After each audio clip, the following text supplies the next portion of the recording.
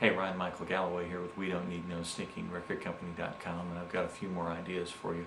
We've been talking about trying to take on these larger venues, and the biggest point I wanted to make with you is this takes a lot of money. You're going to spend a lot making this happen. That's a lot to take on.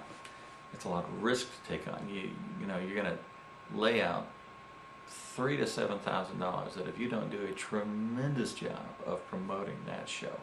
We haven't even talked about your marketing budget and the fact that you might spend multiple thousands promoting the event. And these people that say, well, you know, it got mentioned on the radio. Well, listen, if it doesn't get mentioned 7 to 15 times, if somebody doesn't hear it 7 to 15 times, they're not going to recognize that anything's going on.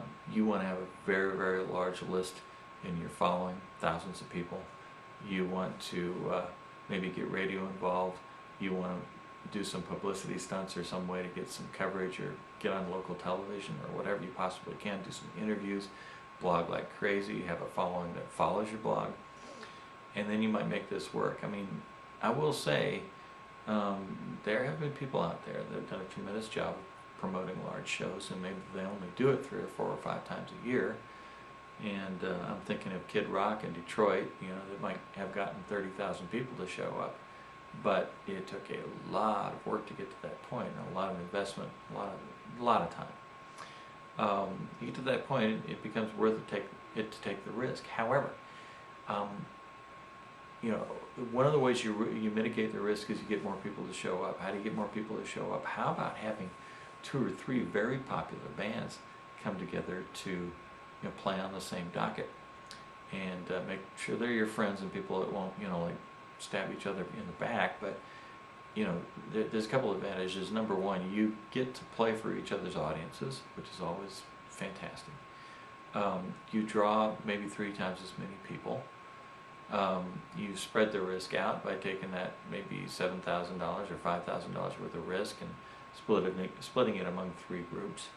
You get a real you really have to have a sense of community with these other musicians to make this work, and you got to be very mature and not trying to stab each other in the back and hurt each other. Believe me, there's plenty of fans to go around, certainly for 3 good bands. And it's very likely that everybody that's in the audience will like each other's, become fans of each of the bands, and so that's well worth doing. Doesn't present a whole lot of risk to you, and gets you a chance to play in a real concert hall kind of situation. It might be worth it. So that's a few ideas about trying to take on a larger venue. And again, I'm hoping sometime in the next few weeks or a couple of months that I get to go out and talk to some of the managers of these places, and that you get to hear what they have to say, and maybe hear about some of the difficulties people have, and some of the things that go really well, and maybe some of the things that I didn't bring up. So I am Ryan Michael Galloway. I hope this helps you. I'm with We Don't Need No Stinking Record Company.com, and we'll see you tomorrow night.